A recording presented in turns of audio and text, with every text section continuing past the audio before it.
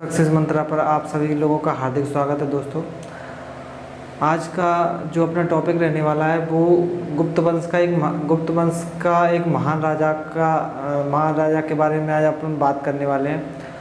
और ये ऐसा राजा है जिस ये इतना एशियन हिस्ट्री में ये इतना इम्पोर्टेंट करेक्टर है कि इसमें से कोई भी एग्ज़ाम ले लो, कंपटीशन एग्ज़ाम, उसमें लगभग इसमें से क्वेश्चन आना लगभग तय रहता है। क्योंकि गुप्त वंश में ये ऐसा राजा है कि पूरे गुप्त वंश में लगभग इससे 80 से 90% सवाल इसी से पूछे जाते हैं, है ना।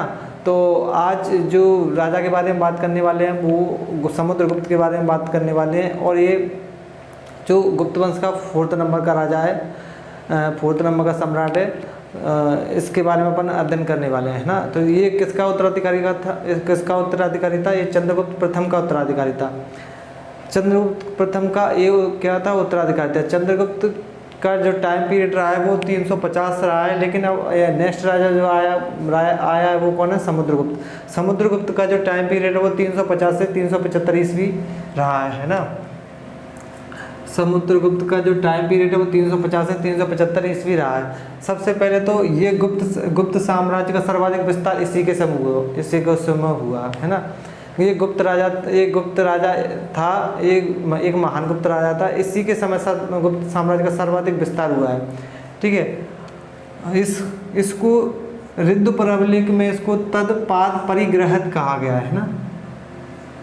इसमें ऋद्धपुर अभिलेख में इसको तत्पाद परिग्रहित शब्द से इसको निरूपित किया गया है। क्यों निरूपित किया गया है? इस शब्द का मतलब होता है कि जो इसके पिता थे, तो इसके पिता ने इसके जो अन्य भाई थे, समुद्रगुप्त के अलावा इसके जो अन्य भाई थे उनको निगलेक्ट करके इसको शासन दिया। इसको जो राजपाट है अपना वो खुद को राजपाट त्याग कर इसको राजा बनाया। क्योंकि इसमें इसके पिता ने पूरी सभा में इसके पिता ने पूरी सभा में इसको समुद्रगुप्त की योग्यता देखते हुए इसको राजपाट दे दिया और अपना सिंहासन त्याग दिया, ठीक है। बाकी जो इसके भाई थे इसलिए इसको समुद्रगुप्त को अपने भाइयों से युद्ध करना पड़ा और उसके बाद इसको क्या है? सिंहासन प्राप्त हुआ। तो ये ऋद्धपुर अभिलेख में ऋद्धपुर अभिलेख में ये पूरा मेंशन है, ठीक है। अब इसकी उपाधियाँ हैं। ये उपाधि है कविराज। इसकी उपाधि क्यों रखी गई है? क्योंकि कविराज इसको बीणा वादन में निपुण था, इसलिए इसकी मुद्राओं पर भी इसको बीणा बजाते हुए दिखाया गया है। इसलिए इसकी एक उपाधि इसकी कविराज है ना। कविराज मिलती है इसकी उपाधि। दूसरा धरणीवंत मतलब होता है कि पृथ्वी को बांधने वाला है। पृथ्वी को बांधने से मतलब यहाँ पे मीन्स है कि धरती का मतलब ज़्यादा हिस्सा जिसने जीत लिया है, ऐसा राजा जिसने भारतवर्ष का ज़्यादा हिस्सा जीत लिया है और धरती को एक तरह से अपने कब्जे में कर लिया है। तो इसलिए इसका जो उपाधि मिलती है वो धरणीवंत मिलती है, ठीक है। सर्वराजो छत्ता यानी सब जगह इसका ही राज्य है, यानी सर्वराजो छत्ता। लिच्छवी द्वैत्र मतलब ये क्या है? लिच्छवी कन्या से उत्पन्न था। जो इसकी माता थी कुमार देवी, वो कुमार देवी कहाँ की थी? वैशाली की राजकुमारी थी और लिच्छवी वंश की थी, इसलिए इसको लिच्छवी द्वैत्र कहा गया है, क्योंकि लिच्छवी कन्या से क्या है? उत्पन्न है। और विक्रमांक क्या है? एक महान उपाधि है विक्रमांक। इसका जो आने वाला नेक्स्ट राजा वो विक्रमादित्य की उपाधि रखता है, ठीक है। वो विक्रमादित्य की उपाधि रखता है, ये विक्रमांक की उपाधि रखता है। तो ये कंफ्यूज मत होइएगा। जो इसका नेक्स्ट राजा आगे आने वाला है चंद्रगुप्त द्वितीय, वो विक्रमादित्य की उपाधि रखेगा और समुद्रगुप्त ने जो उपाधि रखी है वो विक्रमांक की उपाधि रखी है, ठीक है। तो विक्रमांक की और भारत का नेपोलियन, इसकी विजय के कारण इसकी विजय के कारण इसको भारत का नेपोलियन कहा जाता है, क्योंकि जिस तरह फ्रांस में नेपोलियन बोनापार्ट ने अन्य देशों को अन्य राजाओं को हराते हुए अपना राजपाट बहुत जल्दी कायम कर लिया था, ऐसे ही समुद्रगुप्त ने सभी राजाओं को क्या है हराते हुए इसने अपनी सीमा का बहुत बड़े एरिया में विस्तार कर लिया, इसलिए इसे भारत का नेपोलियन कहा जाता है। ठीक है, तो ये इसकी क्या है, ये उपाधियाँ हैं इसकी। अब इसकी बात करें कि गंधर्व विद्या में समुद्रगुप्त इतना निपुण था, कि इसने इंद्र के आचार्य कश्यप और नारद और तुम्रू को लज्जित किया, है ना। मतलब ये संगीत विद्या में इतना निपुण था, गंधर्व विद्या में, कि इसने जो ये भी महान है, कश्यप, नारद और तुम्रू, ये इतने महान होने के कारण भी इनको क्या है, इनको लज्जित कर दिया। गंधर्व विद्या में क्या है, इनको एक तरह से डिफीट कर दिया।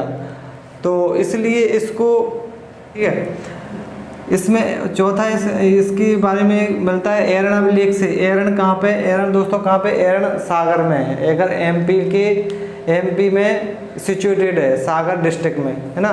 तो एरण अभिलेख में इसकी पत्नी, इसकी पत्नी दत्त देवी का उल्लेख मिलता है। एकमात्र उल्लेख है जिसकी पत्नी का नाम यहाँ पे उल्लेखित किया गया है ना। तो एरण अभिलेख में समुद्रगुप्त की पत्नी का नाम क्या मिलता है, दत्त देवी मिलता है। और इसी को इसका एरण को ही समुद्रगुप्त का क्या कहा जाता है, भोगनगर कहा जाता है, भोगनगर। और इसको इसी अभिलेख में, एरण अभिलेख में इसको दानवीरता के कारण पृथु और राघव से, इसकी तुलना पृथु और राघव से की है। पृथु और राघव ये रघुवंश के महान राजा थे, मतलब महान दानी राजा थे, है ना। तो इसकी दानवीरता के कारण, समुद्रगुप्त की दानवीरता के कारण रघुवंश के राजा पृथु और राघव से इसकी क्या की गई है, तुलना की गई है। ये कहाँ पे मेंशन है, ये एरण अभिलेख में ही मेंशन मिलता है, ठीक है। और एरण अभिलेख में या एक आप नोट करके लिख लीजिएगा कि एरण अभिलेख में ही ये वाला उल्लेख मिलता है कि ये जो मतलब ये खुश रहता था, तो ये कुबेर के समान रहता था, लेकिन ये रुष्ट हो जाता था, तो यमराज के समान क्या है, यमराज के समान इसको क्रोध आता था, ठीक है। तो ये भी बात कहाँ से मिलती है, ये भी बात एरण अभिलेख से मिलती है, ठीक है। और बावन क्या है, बावन राइटर थे, और एक इनका क्या है, ये इनकी ग्रंथ है, ये इनका बुक है।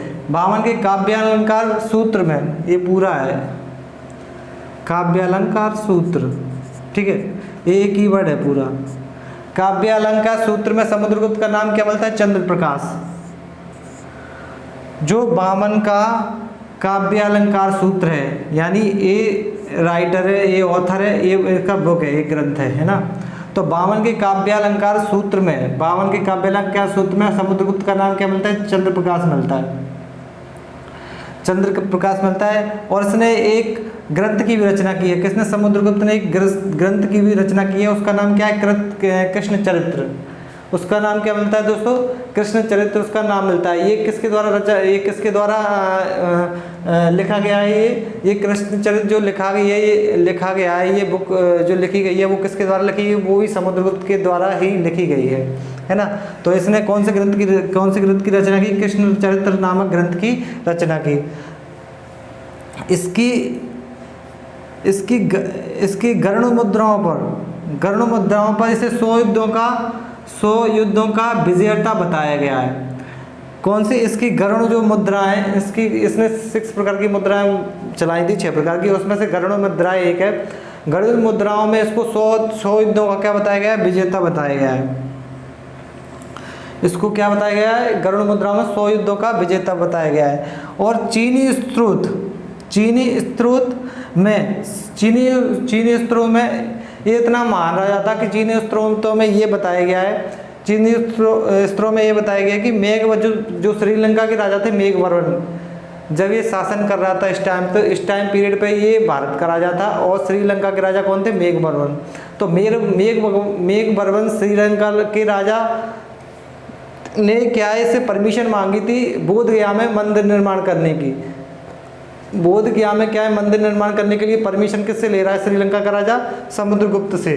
तो समुद्रगुप्त से परमिशन लेने के कारण ये प्रतीत होता है कि ये कितना महान राजा था कि इसको किसी भी राजा को कुछ भी एक्टिविटी करने से पहले समुद्रगुप्त से क्या है, परमिशन लेनी पड़ रही थी, परमिशन लेनी पड़ रही थी। तो इसकी महानता का इसी बात से इसकी महानता का अंदाज़ा लगाया जा सकता है कि मतलब अदर देश के राजाओं को भी क्या है, इस देश में मतलब बोध गया में भी क्या है कि परमिशन लेनी पड़ रही है किसको, मंदिर बनाने के लिए, मतलब कुछ भी एक्टिविटी करने के लिए।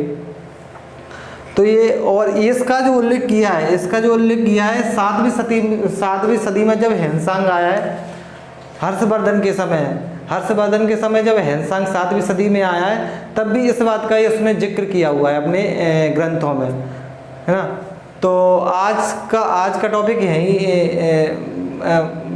यहीं फिनिश करते, वाइंड अप करते हैं। तो आज का जो टॉपिक है इसका ये जीवन, इसमें क्या हो गया, इसमें जीवन परिचय हो गया इसका।